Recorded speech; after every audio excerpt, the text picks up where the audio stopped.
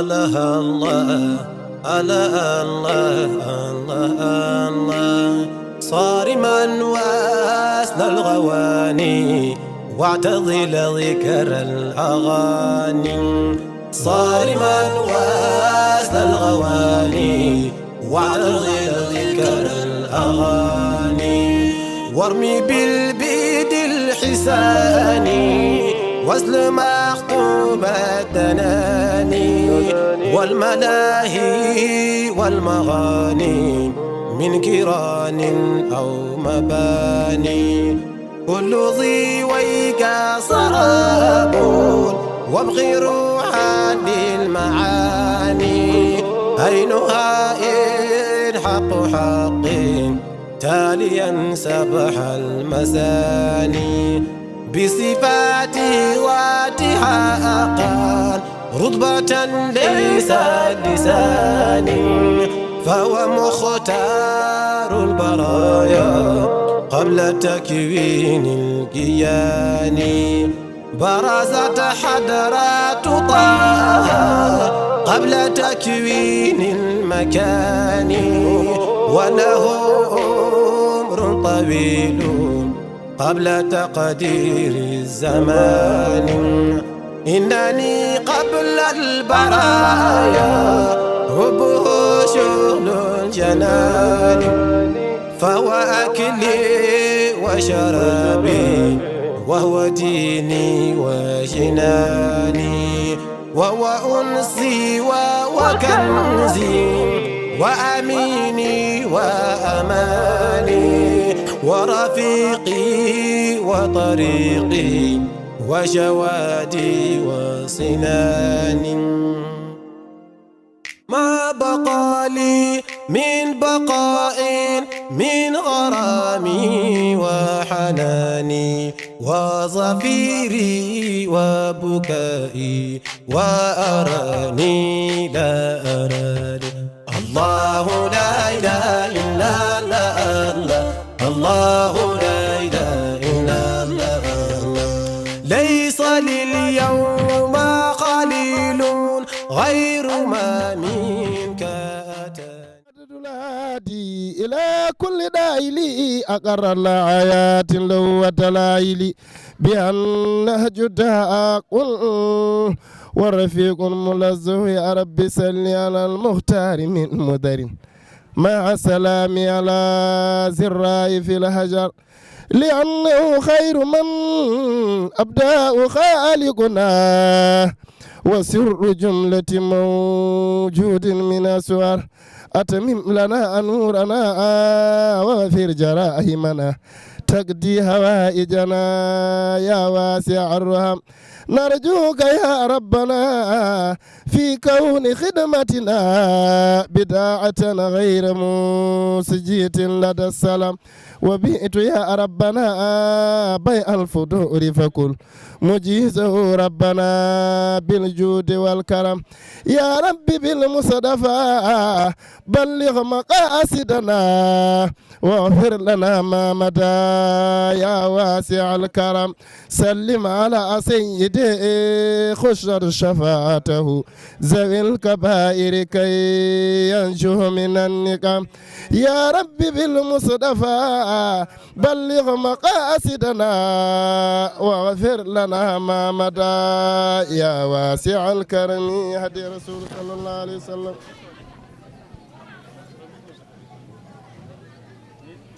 عليكم ورحمة الله. en calmini musidɓe dental julɓe tawaɓe ɗo e ummiɓe nokkuji goɗɗi ɗo woɗɗi arde ɗo e daara halayɓe wallodirde e julɓe ɓe taw ko saabi Allah e banggue safara eɗen ñaago hen jomiraɗo nde waɗata hen tawfiq nde wonde cafrowo ko ñagotoɗo Allah cafrotoɗo ko ñagotoɗo Allah Allah woni cafrowo cellinowo yo Allah sellin ñabbuli meɗen e yamirore khalifa o goto e ɓesgu makko hono ceerno Nouru Hammata Aliou Sall arino ɗo galle ɗo disnademo e ñagademo duwaw wonde ina ardi e wallidiɓe muɗum wallude julɓe ɓe e banggue safara e ñagade mo duwaw hade golle ɗe puɗɗede. ceerno duwanimo yamiri yo en garga bismoɗen yimɓeɓe dokken ɗumen du'aw lomtoɗen e ɗemgal makko e duwanade julɓeɓe e bismade arɓeɓe ɗo e wuuro ngo. eɗen ñaago Allah en puɗɗorima bisimillahi gollal ngal yo Allah hokku en timminirde ɗum alhamdulillahi rabbil alamin. ewa en jetti hen Allah yo Allah rokku en kadi wattude ɗum ɗo ko heewi ko heewi ko heewi. o golluɓe ummiɓe e nokkuji mumen goppi golle mumen arde ɗo wallodirde men ɓe goto hen foof yo Allah hokku ɗum baraji dawɗo dawol moƴƴol ko dañanno. caggal ɗum mbaɗen fatiha salatul fatiha laabi tati ya latifu laabi jeenayyi yo en puɗɗorima gollal ngal bisimillahi yo ɗum timmira alhamdulillahi rabbil alamin wondude e jaɓanede golleji ɗi. ñawɓe yo Allah sellin safroɓe yo Allah hokkuɓe baraji. a'udhu billahi minash shaitani rajim. salamun alal mursalin alhamdulillahi rabbil alamin. غير هذا قدني آذلا لكل هاني. الله لا إله إلا الله الله لا إله إلا الله. مزقوا جلدي جهارا أخرجوني من مكاني دون ذنبي غير أني أبطها في جنان. الله لا إله إلا الله الله لا إله إلا الله. وأرى لو مزقوني بمواد لهن دواني وأراني لست ألفا تائبا مر العوام. hirande fof so Allah jaaɓi so Allah heɓtani ko rokkuno momin garɗo ene momin mbaɗ ɗum ɗo ene par ce que wuuro ngo wonko waɗi représenté amen. wuuro ngo sohlani ni mataw walla min pamɗiri ni haalde importance wuuro ngo kono ceerno amen wasila amen hono Mouhammad Nouroudine Sall ko ɗo o jeeya ko ɗo o mawni. o yeehi noon o yeehi no o yalti wuuro ngo ko juuti kala ko Allah resnunomo kala ko Allah rokkunomo omon arta ɗum ɗo e wuuro ngo jibinaɗo ɗo walla gonɗo e wuuro ngo fof vraiment ar foti tinde kanko omon e wuuro ngo omon adda ballal omon adda ɓamtare omon adda développement omon walla yimɓe no kaɓiri e human binnendagal omon walla yimɓe no kaɓiri e basal noon wona basal poos ko basal haqqilantagal ko omon walla yimɓe ko ɗum saabi hannde e commission médical mo fedde nde ari ɗo ene ari waɗa no waɗata no addi docteur eɓe noon ha heewi kala spécialité presque nan ɗo hannde mi wawa limtude kañƴe foof infirmier ji nan ɗo sage femme uji nan ɗo aɓen ɗo tan ha machallah ledde aussi gaddama ha wayno leydi kono hikka min gari min gardi e matériel duuɓi ɓennduni amin garano tan min gadda docteur eɓe leɗɗe kono hikka vraiment Allah walli en dañi échographe portable kala biɗo échographe kala ganduɗo ko ɗum firti ma andu en irima jippinde joohe rewɓe ɓe vraiment ma won ballal mawgal inchallah. kadi min gari min gaddi table d'accouchement min gaddi civière min gaddi leece min gaddi table uji fof salla jeeɓi min jebbili ɗum wuuro ngo ɗum fof noon ko pour tan haɓanade leñol fof ko pour wallude leñol fof ko pour yidde ɓamtare leñol ko ɗum tan saabi hannde min gardi ɗo min gardini ɗo kala garɗo ɗo ene a ƴeewama ma winden ordonnance leɗɗe ɗi min gaddi ɗe so tawi ordonnance ma o nana hen dokkeɗa ɗum gratuitement so tawi ala hen minen mamin toppito no keɓruɗa leɗɗe ɗe so tawi ñawgu noon koko fakiri ha a waɗama référé minen mamin toppito ɗum ɗon ha Allah rokkuma afiya inchallah. so tawi aɗa foti hay nawede Dakar a nawete Dakar. wona tan Allah jarama o jarama yo Allah juutnu balɗe anniya makko yo Allah wallumo hen yo Allah juutnu balɗe ko waɗi ko moƴƴi kala komin mbaɗanno ko momin mbaɗa leɗɗe min jaa min coodoy kadi ko miskinaɓe tan gonɗo voilà min de tan komin jettamo cabri ɓe ƴeewi Allah jarama jarama wallahi on jarama no feewi min dokkama leɗɗe min cafrima darde moon ne yooɗi no feewi on mbaɗi golle moon ha feewi on jarama yo Allah ɓoyno moon e liggey moon ceerno Nourou Sall ne jarama yo Allah ɓoyno mo e mbawka makko yo Allah juutno balɗe ɗe moƴƴina batten ɗe en calminiɓe en juurimaɓe yo Allah ɓoyno gonagal ngal liggey moon no feewi no moƴƴi eyyi ɓe ƴeewi kam ɓe dokki kam leɗɗe machallah ɓe ƴeewi gueɗe ɗe foof ɓe jarama feewi ɓe totti kam safaro ha heewi ɓe jarama. alhamdulillahi rabbil alamin Allah alhamdulillahi rabbil alamin Allah en detti Allah en detti annabide Allah en detti Cheikhna Ahmad Tidiane en detti Fatiha salatul Fatiha e ngam ayatal kursi o ngam nabil Mustafa sallallahu taala alayhi wa sallam ko rendi ɗo fo wonko rendini ɗum noon rendini ɗum ko kare saɗa rendini ɗum ko Hammata Aliou Djibril ɗo Nourou Talo mi wi Allah ji Nourou albarka Allah albarka ma yo gurnam ma juuɗane bande en e sahilaɓe ma e yiɗɓema e yiɗanɓe ma yo balɗe juut battane moƴƴo mbeɗa hanna ɗo haala ka noon oɗon darlomi oɗon daafomi oɗon accana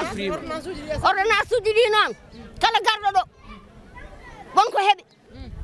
mbeɗa ñaagui Allah noon sago guiɗo e sago gañ yo Allah rokku mon ono araɓe ɗo ɓe e addaɓe ɗo ɓe on gardi bisimillahi on kooti alhamdulillahi rabbil alamin yo Allah ɓeydu mon yo Allah jurnu balɗe moƴƴine battane yo Allah sellin mon sembina mon rokka mon ko heewi ko ittani mon e aduna albarka Nourou remercie Nourou tout le monde entier remercie tout le monde tout. Merci beaucoup. Non, mais si, mais en injectable, en piqûre.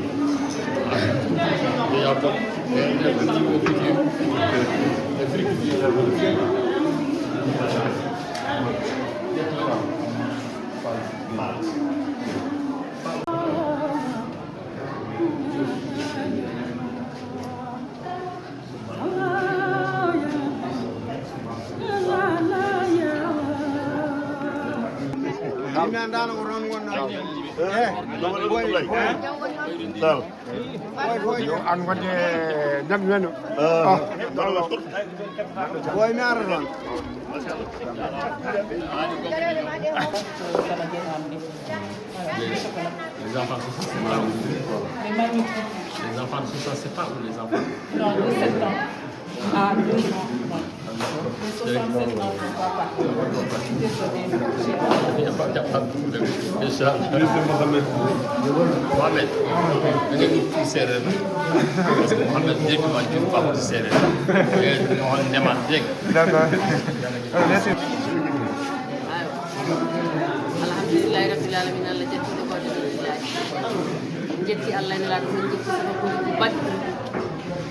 woni mo kadi oɗo jiyaɗo Allah tummude mo Allah fulɓe gueɗe mum moƴƴo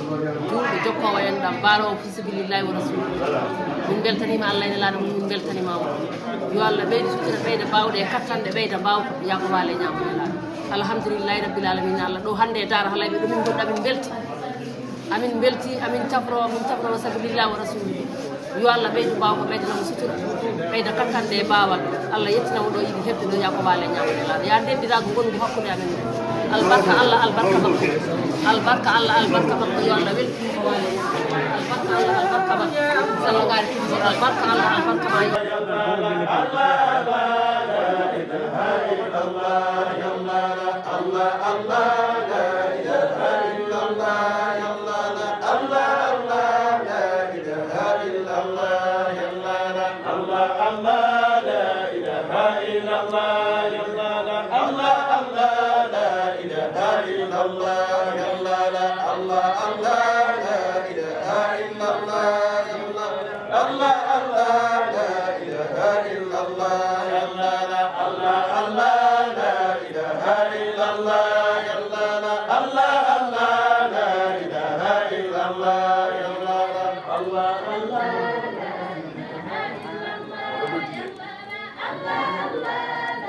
ñu ngi fii di recevoir appareil échographie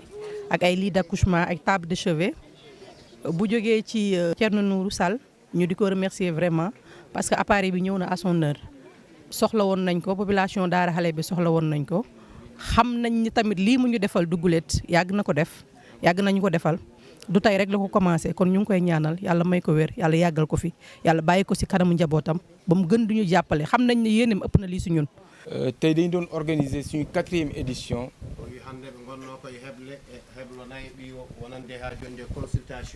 journée médicale de consultation gratuite.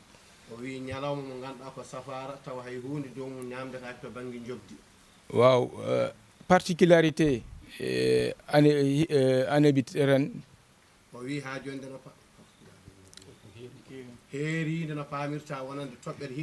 dañuy ànd ak suñu partenaire bu tudd Baye assistance médicale. ñu nekk ay mbokk taalibe. ñu ne am benn mbébét. pour ñëw dimbali population bi. waaw donc tey ñoom ñooñu nekkaloon fee. déployé nañu plus de presque 30 médecins.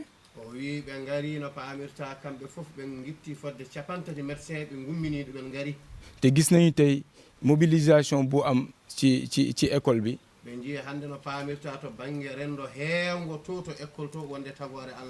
xam nañu soxla bu mag la pour village bi.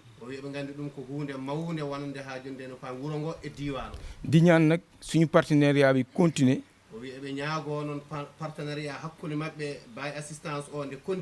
nu mu yàgg ba ñu mun a organiser waat ay éditions yu gën a mag. ay déwén. ko ñaan ndigal ci wax bi ñuy wax ci jëmmam ak ci mbokk taalibe ne fi. omo ñaago ceerno noon e wondiɓe ɓe fof e nder jemma makko woni anniya makko umminde konngol e yeeso ceerno. ok suñu mbokk taalibe bi wax na dëgg Baye assistance médicale. o wi bandiraɗo musidɗo makko haali gonga Baye assistance médicale. dafa nekk benn association boo xam ne ñu ngi ko sanc depuis 2001. o wi ko association mo ngannduɗaa waɗaama fondé gila 2001. nga xam ne suñuy mag ñoo amoon sentir nécessité ci pays bi ci Kaolack ci gàmmu yi mu war a am ñoo xam ne ay mbokk taalibe yi dimbalante ak seeni mbokk taalibe pour di leen faj ci gàmmu bi. o wi banndiraaɓe maɓɓe mawniraaɓe maɓɓe keblunoo ngooɗo heblo to baŋnge Kaolack hadara mawɗo o e hadaraaji ɗi ngannduɗaa ko caltuɗi haa yetti e oɗo hadara pour wallude yimɓe ɓe mbaawa sellude wallude yimɓe ɓe kadi mbaawa safraade. ñu ci sant yàlla association bi di màgg ba tey jii ñu ngi toll plus de 400 membres. o wi eɓe jetta Allah association o ne mawna hannde haa yettiimo ko wiyetee 400 membres ngoni e ndeer association o. ñu ko formé nekk ay médecins ay pharmaciens ay chirurgiens dentistes ay infirmiers ay sages-femmes. ak ñoo xam ne ñu liggéey ci santé leƴƴi safrooɓe gila e ñiiƴe haa e ɓalli haa e sukaaɓe pédiatrice e ko nanndi heen denndaangal médecin ji tan ko wiyetee neɗɗo nguurdam neɗɗo tan hoore haa dow haa les fof nana e ndeer haa jonde association mo haalde o. di sant association bii di AIZ. o wi eɓe jetta association mawɗo mo ngannduɗaa ko AIZ. ndax bañ ñëwee ne dañoo bëgg ñu dimbalanteeg ñoom pour def journée bu mel nii. nde ɓe ngaree maɓɓe mbi min jiɗi ko mballondiren amen e ñalawma baaɗo ni. ñu ne ko ñun bu ñu sañoon sax da ngeen ñuy wax fan la rek ñu andi luñ suñu lépp def ko. Baye assistance e tinnaare maɓɓe ɓe mbi minen sinno ko soga amen on mbiyanno min tan ko ɗum ɗo foti liggeede ko ɗum ɗo min jiɗi liggaade tan goppiɗon min heen min liggoo. parce que ñun suñu mission mooy mission Baye Niass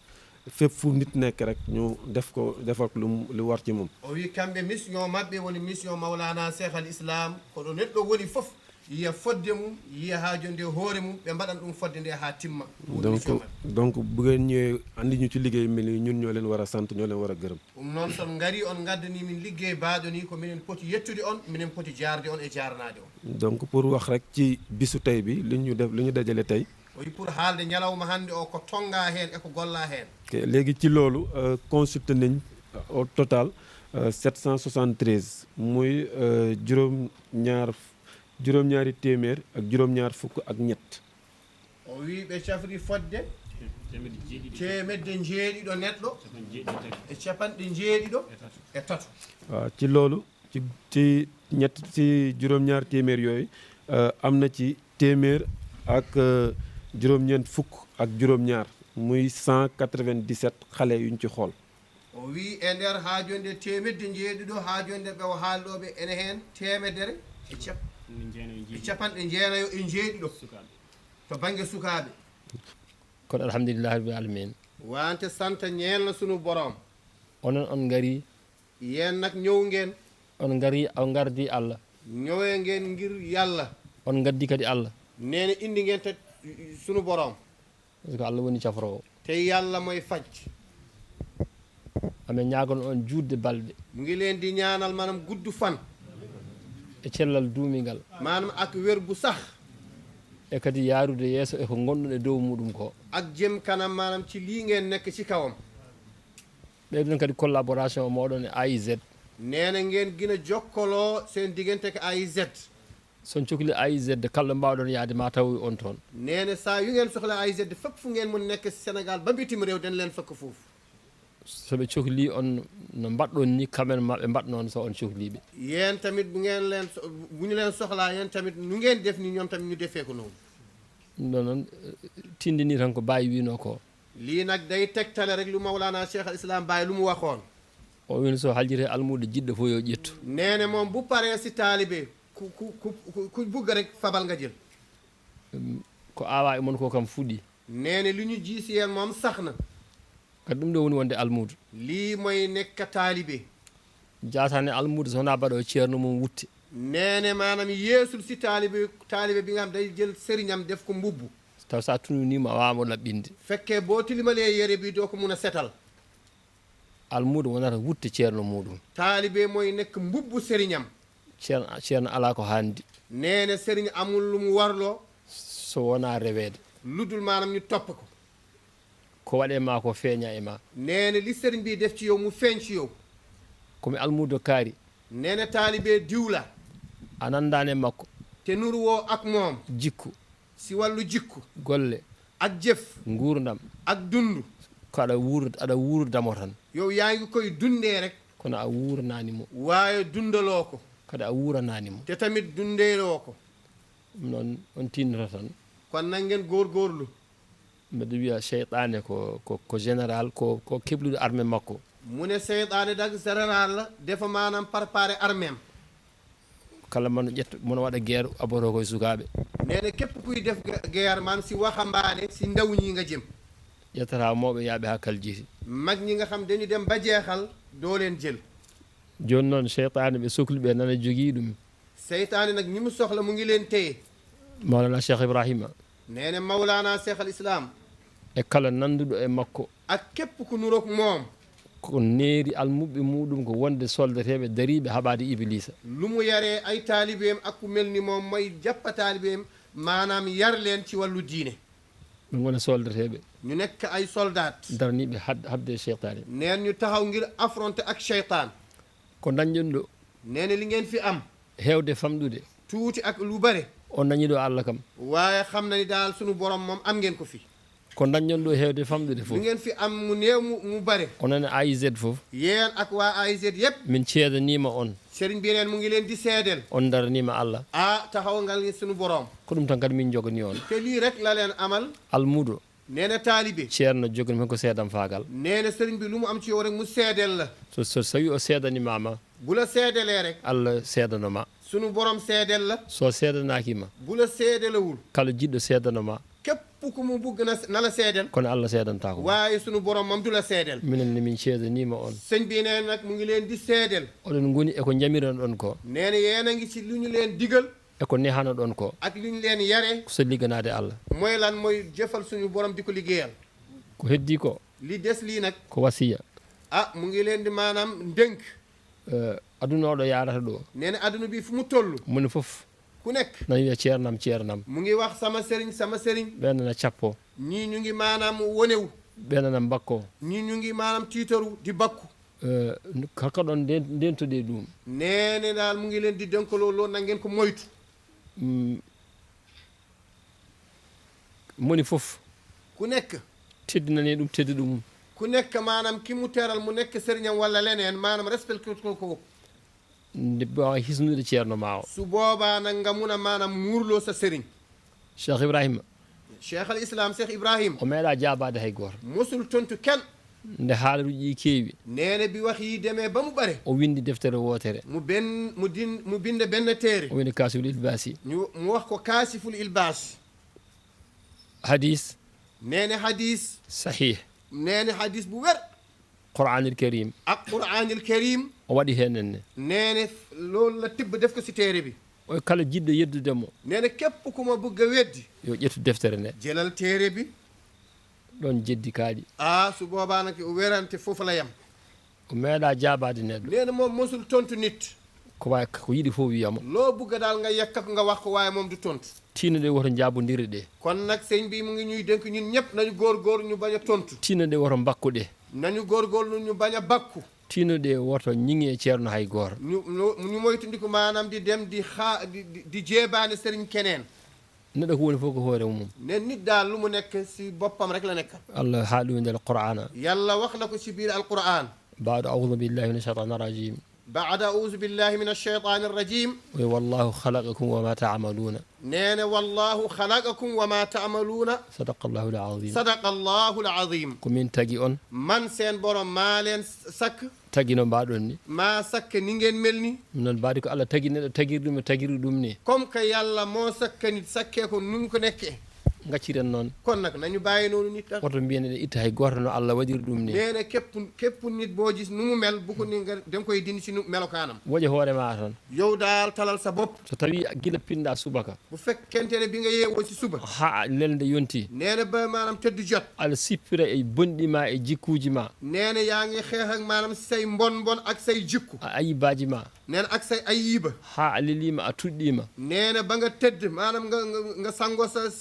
sa darab hakkude ɗoygol no ƴettatma neene balaa ngay jël maanaam nelaw di nelaw foof aɗa waƴa hoore ma yëpp maanaam yaa ngi tal sa bopp a wi a waƴataka goɗɗo neene su boobaa doo tal keneen de ko ɗum woni muraqaba loolu mooy muraqaba neɗɗo yo waƴa hoore mum kon daal nit na tal boppam ɗum cheikh ibrahima jangguini cheikh al islam loolu la jàngale teddoɗe ɗum kon nag nañu des si loolu fedde médecin ji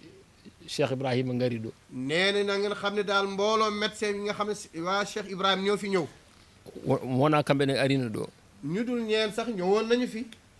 addaniɓe ɗo wonde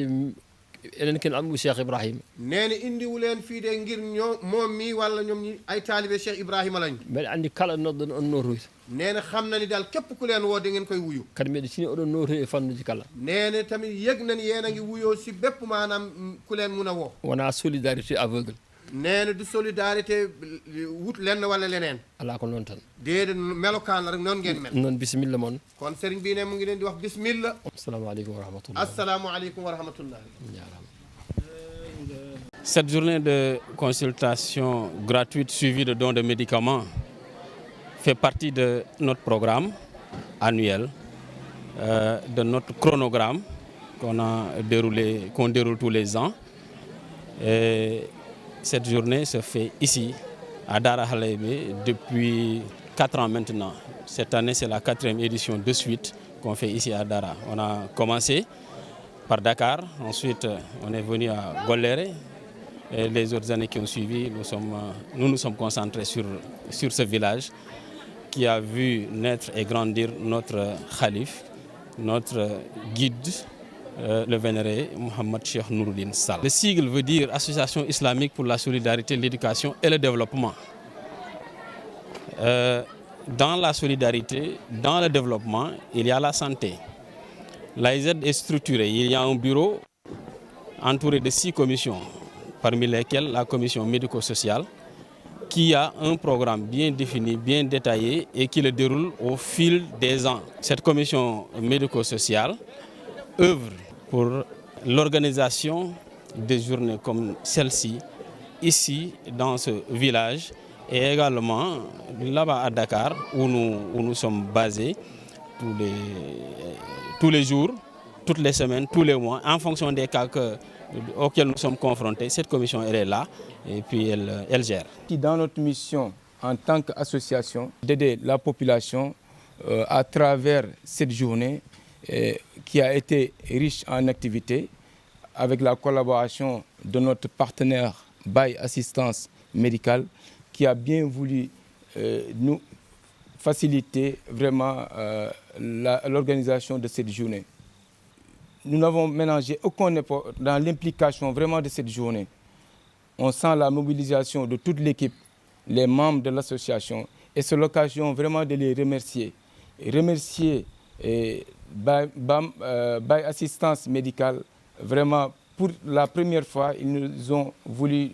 nous accompagner gratuitement. Et je pense qu'on est animé du même état d'esprit et on espère continuer ce partenariat vraiment dans des conditions mutuellement avantageuses.